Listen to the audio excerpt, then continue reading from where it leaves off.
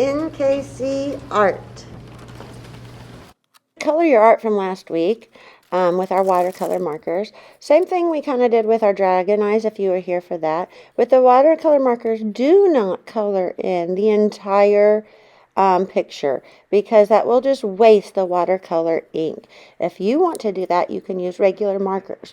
But the rest of us will use the watercolor markers where you're just going to outline like the outer edges of it and then use your water and your brush to blend in the color and spread it out. So the edges are going to look darker than the middle. The middle is going to be a very light version of that color that you chose.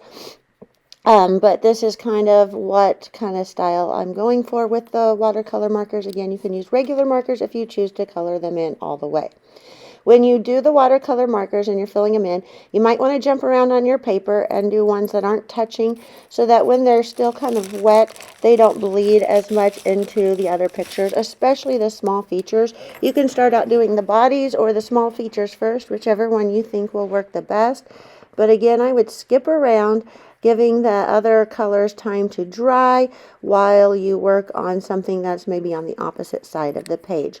On my cat picture, I was not very patient and I kind of did a few of them without waiting, and so they kind of blended into the other colors because of the water.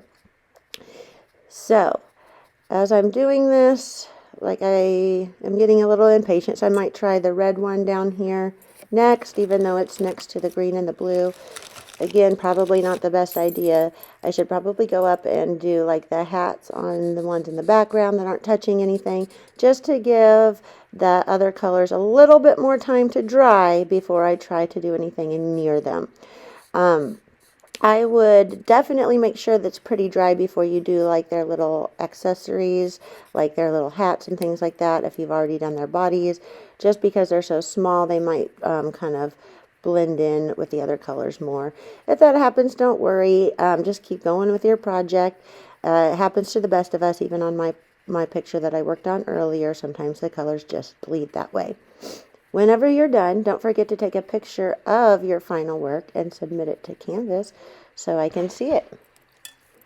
When you're done, it should look something like this one. This is my cat one I did earlier.